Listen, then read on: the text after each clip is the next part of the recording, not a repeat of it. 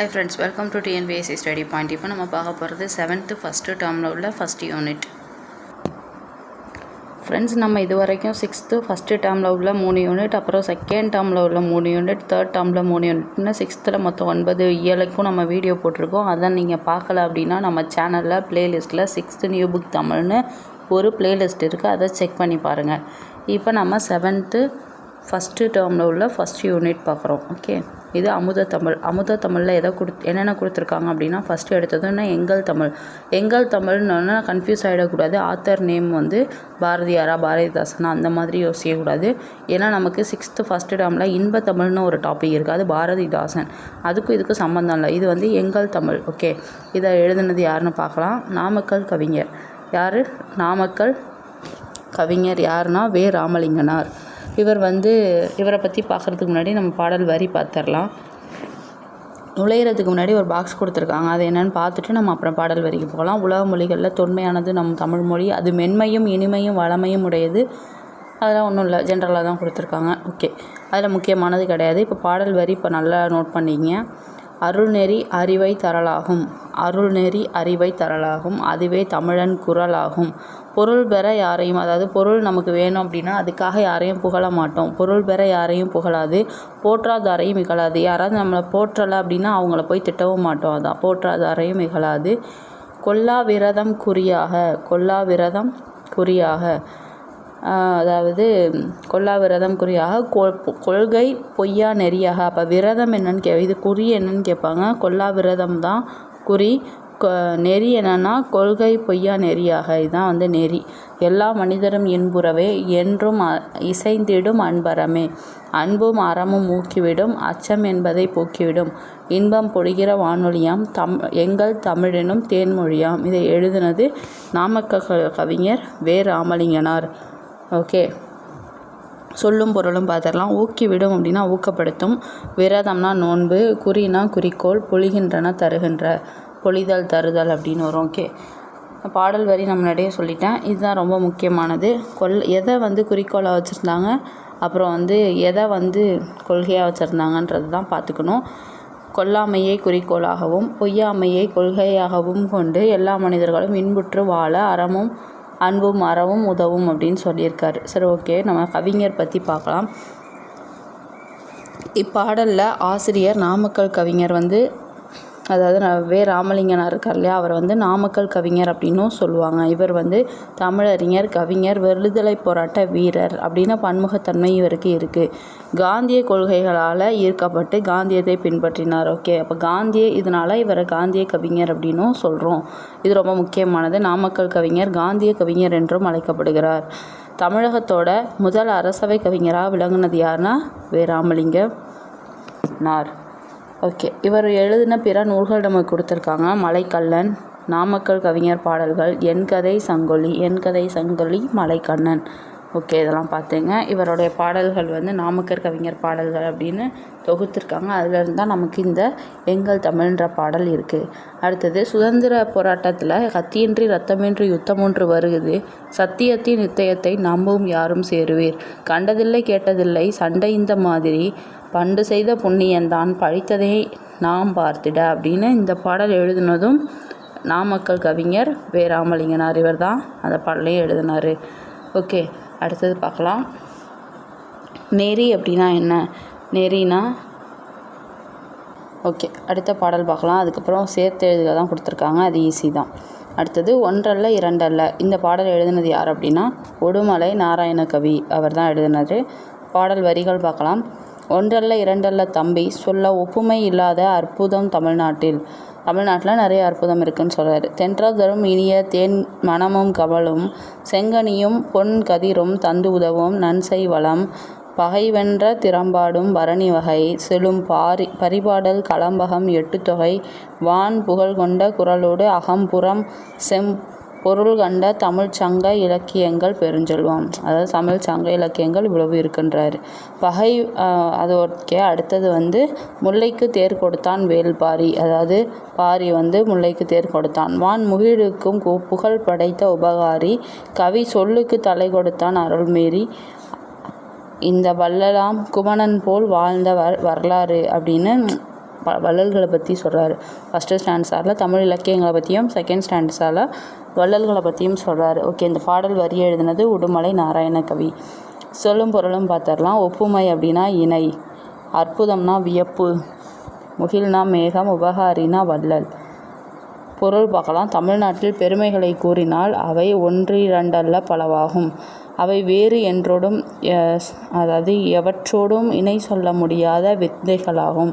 இங்கு வீசும் தென்றலின் தேன்மானம் கமலும், சுவைமிகு கனிகளும் பொன் போன்ற தானிய கதிர்களும் விளையும் தமிழ்நாட்டில் நன்செய் வளம் ஒன்று இரண்டல்ல பல. நன்செய் நிலம் பலன்னு சொல்லிட்டாங்க. பகைவரை வென்றதை பாடுவது பரணி இலக்கியம், நோட் பண்ணிக்கணும். அதோடு இசைப்பாடலான பரிபாடல், கலம்பக நூல்கள், எட்டுத்தொகை, வான்புகழ் கொண்ட திருக்குறள், அகம்புறம், மெய்ப்பொருள்களை கொண்டு பாடப்பட்ட சங்க இலக்கியம், இதெல்லாம் தமிழோட இலக்கிய வளங்கள். அடுத்தது, முல்லைக்கு தேன் தந்து மலை மேகத்தை விட புகழ் பெற்றவன் யார்னா வள்ளல் வேல்பாரி. புலவர் சொல்லுக்காக தன் தலையை தர துணிந்தவன் குமணவள்ளல். ஸோ இது ரெண்டையும் நோட் பண்ணிங்க. இவங்கள மாதிரி வள்ளல்கள் இங்கே நிறைய பேர் வாழ்ந்திருக்காங்க அப்படின்னு சொல்லியிருக்காரு. ஸோ இவர் தான் அந்த உடுமலை நாராயணகவி. நூல்வெளி பார்க்கலாம்.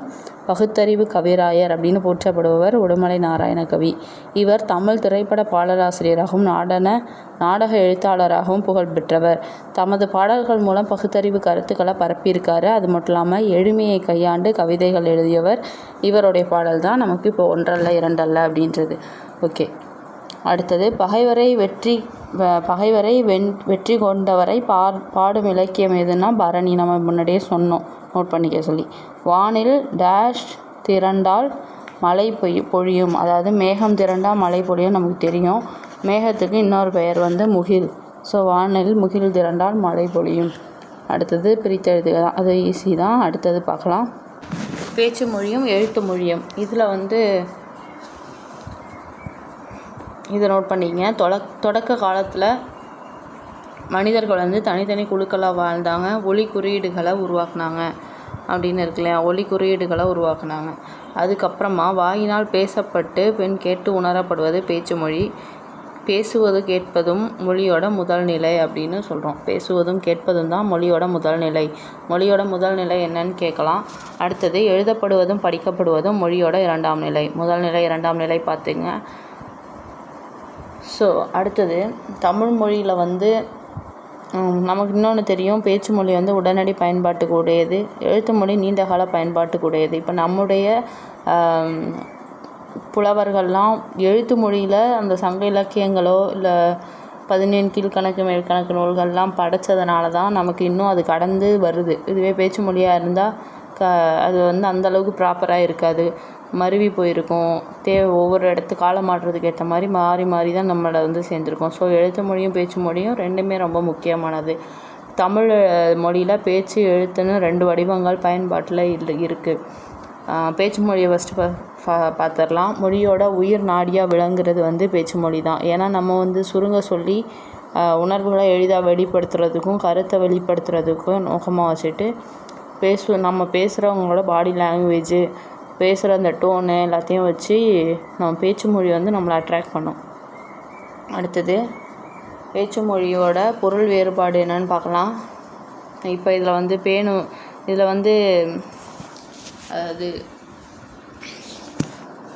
அதாவது என்னால் போக முடியாது அப்படின்னு நம்ம லவுடாக சொன்னோம் அப்படின்னா அதை போக முடியாதுன்னு மறுப்பாக சொல்கிற மாதிரியும், இதுவே கொஞ்சம் சாஃப்டாக சொன்னோன்னா இயலாமையை சொல்கிற மாதிரியும், அந்த டோனுக்கு ஏற்ற மாதிரியெல்லாம் மீனிங் மாறுது அப்படின்னு சொல்லியிருக்காங்க. சரி, ஓகே, இது ரொம்ப முக்கியமானது. எடுத்தல் படுத்தல் நலிதல் உழைப்பில் திரிபும் தத்தமிழ் சிறிது உளவாகும். இது எந்த நூல் சொன்னதுன்னா நன்னூல் சொன்னது. அடுத்தது, பேசப்படுவதும் கேட்கப்படுவதுமே உண்மையான மொழி, எழுதப்படுவதும் படிக்கப்படுவதும் அடுத்த நிலை வைத்து கருதப்படும் மொழி அப்படின்னு சொல்லி, இவையே அன்றி வேறு வகை மொழி நிலைகளும் உண்டு. எண்ணப்படுவதும் நினைக்கப்படுவது கனவு காணப்படுவது இதெல்லாமே மொழி தான் அப்படின்னு யார் சொன்னாங்க அப்படின்னா மூவா சொல்லியிருக்காரு. மூவா கனவு காணப்படுவது, நம்ம திங்க் பண்ணுறது எல்லாமே மொழி தான் அப்படின்னு சொல்லியிருக்காரு. ஸோ டிஃப்ரெண்ட்டான ஒரு கான்செப்ட். நம்ம பொதுவாக பேச்சு மொழி எழுத்து மொழி 2 தான் இருக்குதுன்னு நினப்போம். அவர் கனவு காணப்படுவது எண்ணப்படுவதெல்லாம் மொழியோட வகைகள் தான் அப்படிங்கிற மாதிரி அவர் சொல்லியிருக்கார். ஓகே, அடுத்தது வட்டார மொழி. வட்டார மொழினா என்ன அப்படின்னா, பேச்சு மொழி இடத்துக்கு இடம் மாறுபடும்னு நமக்கு தெரியும். அடுத்தது ஏன்னா ஒவ்வொருத்தர் இருக்கிற இடத்துல சிலர் வந்து இருக்கிறதுன்னு சொல்லுவாங்க, சில பேர் இருக்கும்பாங்க, இருக்குதுன்னுவாங்க, கீதும்பாங்க. இந்த மாதிரி ஒவ்வொரு இடத்துக்கு ஏற்ற மாதிரி இந்த வட்டார வழக்குகள் வந்து மாறும். அடுத்தது கிளைமொழி, தமிழோட கிளைமொழிகள் என்னென்ன அப்படின்னா ரொம்ப முக்கியமானது தமிழ், தெலுங்கு, மலையாளம். இதெல்லாம் திராவிட மொழிகள். தமிழிலிருந்து கிளைமொழிகளாக உருவானுச்சு. ஓகே, தமிழோட கிளைமொழிகள் கன்னடம், தெலுங்கு, மலையாளம். இது 3ம் கிளைமொழிகள். அடுத்து எழுத்து மொழியை பற்றி பார்க்கலாம். எழுத்து மொழி அப்படின்னா இதில் முக்கியமானது என்ன அப்படின்னா பேச்சு மொழிக்கு நம்ம தந்த வரி வடிவம் தான் இந்த எழுத்து வடிவம். அது மட்டும் இல்லாமல் முன்னாடி நம்ம இப்போ யூஸ் பண்ணுறது வந்து அண்ணா, காலைன்னு இந்த மாதிரி எழுதுவோம். முன்னாடி காலத்தில் அண்ணான்றதை வந்து துணைக்கால் போடாமல் என்ன போடுவாங்கன்னா இப்படி போடுவாங்க. லையை வந்து நம்ம இப்படி போட்டோன்னா அவங்க வந்து இப்படி போடுவாங்க. ஸோ அந்த மாதிரி வித்தியாசம்லாம் இருக்குது. ஸோ இதெல்லாம் வந்து நம்ம இப்போ மாறுபாடு அடைஞ்சு எழுத்துக்களை வந்து யூஸ் பண்ணுறோம் அப்படிங்கிறது தான் இதில் விஷயமாக கொடுத்துருக்காங்க. அடுத்தது வந்து பேச்சு மொழியும் எழுத்து மொழியும் ரெண்டையுமே பார்க்கலாம்.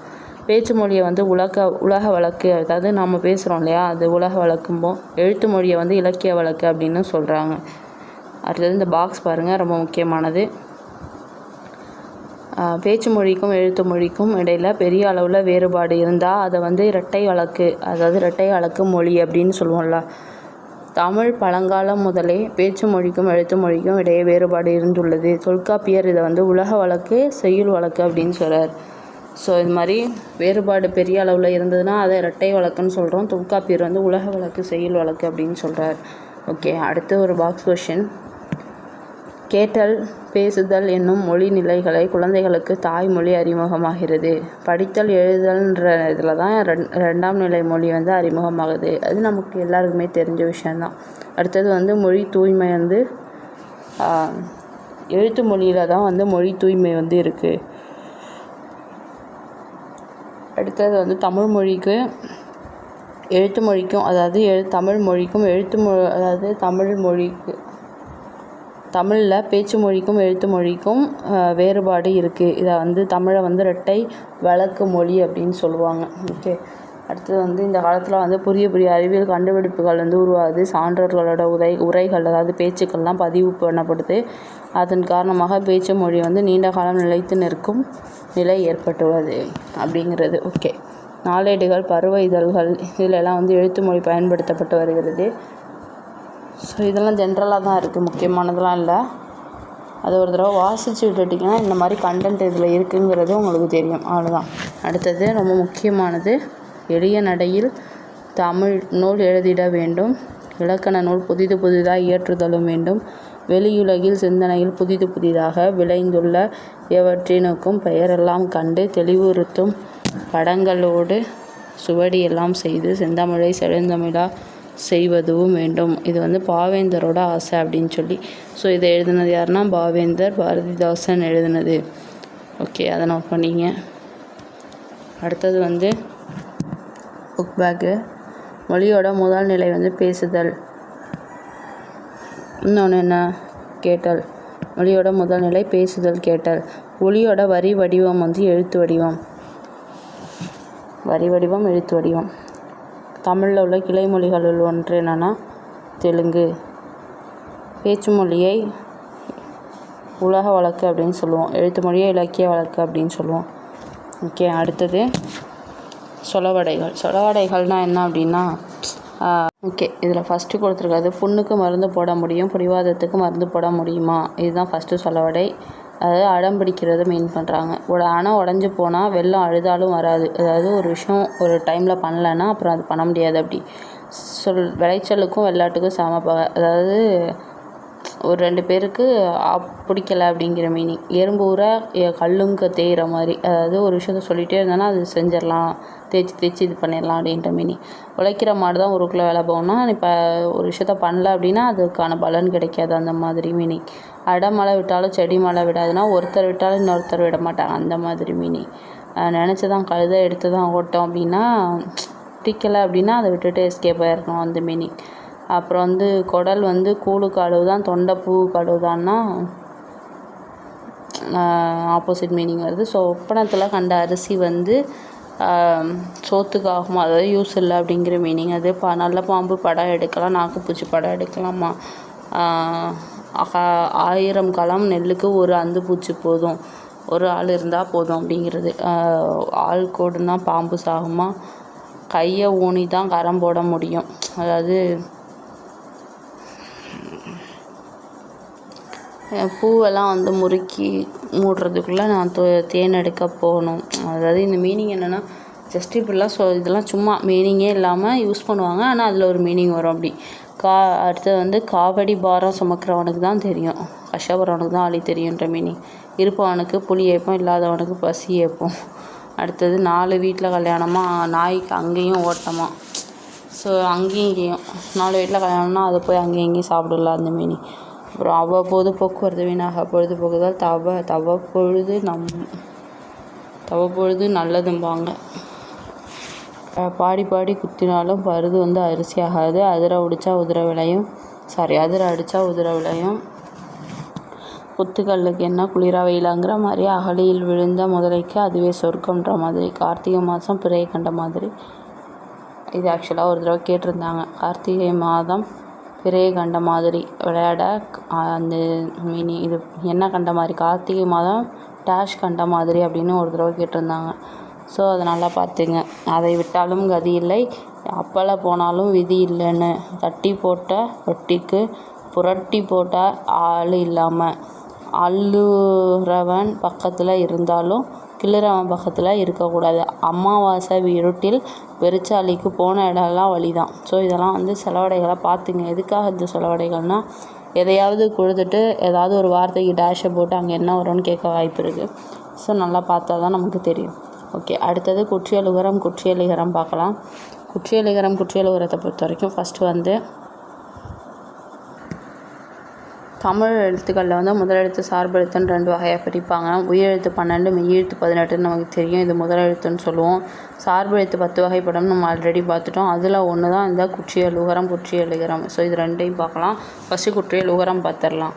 ஓகே, குற்றியலுகரம் அப்படின்னா குழந்தை, வகுப்பு, பாக்கு, அதாவது குசுடு துபுருன்னு சொல்லக்கூடிய 6 வல்லின உரங்களும் சொல்லின் இறுதியில் வரும்பொழுது ஒரு மாத்திரைக்கு பதிலாக அரை மாத்திரை அளவே ஒலிக்கும். இவ்வாறு தனக்குரிய ஓசையிலிருந்து குறைந்து ஒலிக்கும் உகரங்கள் வந்து குற்றியலுகரம் அப்படின்னு சொல்கிறோம்.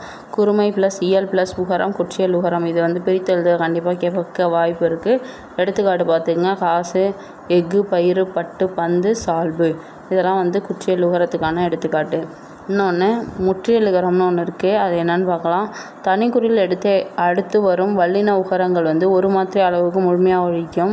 வல்லினம் அல்லாத உகரங்கள் வந்து எப்பொழுதும் முழுமையாகவே ஒலிக்கும். இவ்வாறு ஓசை குறையாமல் ஒரு மாத்திரை அளவில் முழுமையாக ஒலிக்கிறத முற்றியலுகரம் அப்படின்னு சொல்லுவோம். எடுத்துக்காட்டு புகு, பசு, விடு, அது, வரு, மாவு, 7. இதெல்லாம் வந்து முற்றியலுகரம். ஓகே, அடுத்தது வந்து தமிழ் எழுத்துக்களை குறிப்பிடுவதற்கு கான், கரம், கான், காரம், கேனம் அப்படின்ற எழுத்துக்களை வந்து பயன்படுத்துகிறாங்க. அது எதுக்கு எதை யூஸ் பண்ணுறாங்கன்னு பார்க்கலாம். குறில் எழுத்துக்களை குறிக்கிறதுக்கு வந்து அகரம், இகரம், உகரம், ககரம், மகரம்.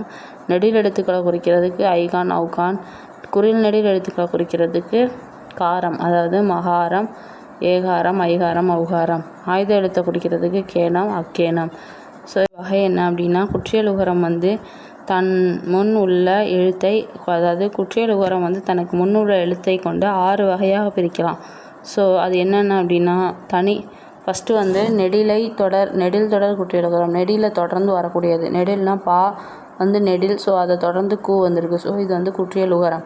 அதே மாதிரி மாசு, பாடு, காது, ஆறு இதெல்லாம் நெடில் தொடர் குற்றியலுகரம். ஆயுத தொடர் குற்றியலுகரம் அப்படின்னா ஆயுத எழுத்துக்கு அடுத்து வரக்கூடிய குசுடு துபுரு. அதுதான் வந்து ஆயுத தொடர் குற்றியலுகரம். நெக்ஸ்ட்டு உயிர் தொடர் குற்றியலுகரம் அப்படின்னா உயிர் எழுத்தை தொடர்ந்து வரக்கூடிய தனி நெடில் இல்லாமல் உயிர்மெய் எழுத்தை தொடர்ந்து வரக்கூடிய லுகரம் வந்து குற்றியலுகரம். ஸோ இதை வந்து உயிர் தொடர் குற்றியலுகரம் அப்படின்னு சொல்கிறோம். ஆனால் பாருங்கள், குசுடு துபுரு சொல்லிட்டேன்ல, இந்த இடத்துல ரா தான் வந்து உயிர் தொடர். எப்படி அப்படின்னா இரு ப்ளஸ் அ. ஸோ தனி நெடில் இல்லாமல் உயிர்மை எழுத்து. ஸோ இது உயிர்மை எழுத்து தான் இல்லையா, ரான்றது. அதுதான் கொடுத்துருக்காங்க. அதே மாதிரி 9 கயிறு, வரலாறு இதெல்லாம் வந்து உயிர் தொடர் குற்றியலுகரத்துக்கு எடுத்துக்காட்டு. அதே மாதிரி வன்தொடர் குற்றியலுகரம்னா என்னென்னா, கசட தபரால் புள்ளி வச்ச மெய்யெழுத்துக்கள். இதுக்கு அடுத்து வரக்கூடிய குற்றியல் உகரம் அதுதான் பாக்கு, பேச்சு, பாட்டு, பத்து, உப்பு, பற்று இதெல்லாம். மென்தொடர் குற்றியல் உகரம்னா மெல்லின எழுத்துக்கள் இங்கு, இஞ்சு, இன்னு, இம்மின்னு இதெல்லாம் இதை தொடர்ந்து வரக்கூடியது மென்தொடர் குற்றியல் உகரம். பங்கு, மஞ்சு, பண்பு, பந்து, அம்பு, கன்று இதெல்லாம். இடைத்தொடர் குற்றியல் உகரம்னா எறல, இதை எய்து, மார்பு, சால்பு, மூழ்கு இதெல்லாம் இடைத்தொடர் குற்றியல் உகரம். என்ன எழுத்தோ அதுக்கு அடுத்து வர்றது அதை பொறுத்து அது இந்த 6 டைப்பில் வருது. ஓகே, அடுத்தது இவ்வு அப்படிங்கிற அந்த குற்றியலுகர சொல் இவ்வுக்கு அடுத்து வரக்கூடிய குற்றியலுகர சொற்கள் கிடையாது. சுடுறு அப்படின்றது இறுதியாக அமையும் இடைத்தொடர் குற்றியலுகர சொற்களும் கிடையாது அப்படின்னு கொடுத்துருக்காங்க. அடுத்தது குற்றியல் லிகரம். குற்றியல் உகரம் பார்த்தாச்சு. குற்றியல் லிகரம் இது என்ன அப்படின்னா வரகு ப்ளஸ் யாது அப்படின்றத வரகியாதுன்னு சொல்லலாம். இரு சொற்களாக ஒலித்து பார்க்கும்பொழுது வரகியாது அப்படின்னு ஒலிக்கும். முதல் சொல்லோட இறுதியில் உள்ள கூ அது கீயோட சேர்ந்து கூ கீயா ஒலிக்குது. இதுக்கு ஒரு மாத்திரை அளவில் ஒலிக்காமல் அரை மாத்திரை அளவில் குறைந்து ஒலிக்குது. இது மாதிரி ஒரு மாத்திரை அளவிலிருந்து குறைந்து ஒலிக்கக்கூடியதை குற்றியல் இகரம் அப்படின்னு சொல்கிறோம். இதை குறுமை ப்ளஸ் இயல் ப்ளஸ் இகரம் அப்படின்னு சொல்லுவோம். இந்த பிரித்தெழுதுக பார்த்துங்க, ரொம்ப முக்கியமானது. குற்றியல் இகர சொற்கள் தொடர்ந்து எகரத்தை முதல் எழுத்தாக கொண்ட சொற்கள் வரும்பொழுது குற்றியல் இகரத்தில் உள்ள உகரம் இகரமாக மாறும். இந்த இகரம் தனக்குரிய ஒரு மாத்திரை அளவிலிருந்து அரை மாத்திரை அளவாக குறைந்து ஒலிக்கும். உதாரணம் கொடுத்துருக்காங்க. கொக்கு ப்ளஸ் யாது கொக்கியாது, இக்கு ப்ளஸ் ஊ இது கீயா மாறிடுச்சு. அதே மாதிரி தோப்பு ப்ளஸ் யாது தோப்பியாது, நாடு ப்ளஸ் யாது நாட்டியாது, எனப்படுவது ப்ளஸ் யாது எனப்படுவது யாது. மியா ரெண்டாவது பாருங்கள். மியா அப்படிங்கிறது ஒரு அசைச்சொல். இது ஓசை நயத்திற்காக வரக்கூடியது. செய்யுள்ள ஓசை நயத்துக்காக மியா யூஸ் பண்ணுறாங்க. மீல உள்ள இமு ப்ளஸ் இ அப்படிங்கிறது குற்றியல் இகரம்னு சொல்கிறாங்க. இது சொற்களில் இடம்பெறும்பொழுது தனக்குரிய மாத்திரை அளவிலிருந்து குறைந்து ஒலிக்கும். கேன்மியா, செல்மியா அப்படிங்கிற. அடுத்து ரொம்ப முக்கியமான ஒரு கொஷின். குற்றியல் இகரம் தற்போது உரைநடை வழக்கில் கிடையாது, இலக்கியங்களில் மட்டும்தான் இருக்குது அப்படின்னு கொடுத்துருக்காங்க. இதை நல்லா நோட் பண்ணிக்கங்க. ஓகே, அதுக்கப்புறம் அவ்வளோதான். குற்றியல் உகரம் என்ன பெயரில் உள்ள மாத்திரை அளவை கண்டுபிடிக்க சொல்லியிருக்காங்க. அதை நோட் பண்ணிங்க, கேட்குறதுக்கான வாய்ப்புகள் இருக்குது. ஸோ 7th நம்ம ஆல்மோஸ்ட் எல்லாமே பார்த்தாச்சு. கலைச்சொற்கள் பார்த்துங்க. புக் பின்னாடி உள்ள அந்த எக்ஸசைஸ்லாம் செஞ்சு பாருங்கள். கலைச்சொற்கள் பார்த்துங்க. அவ்வளோதான். ஓகே ஃப்ரெண்ட்ஸ், நம்ம 7th ஃபஸ்ட்டு டேர்மில் உள்ள ஃபஸ்ட் யூனிட் பார்த்தாச்சு. அடுத்து நம்ம செகண்ட் யூனிட் பார்க்கலாம். தேங்க்யூ.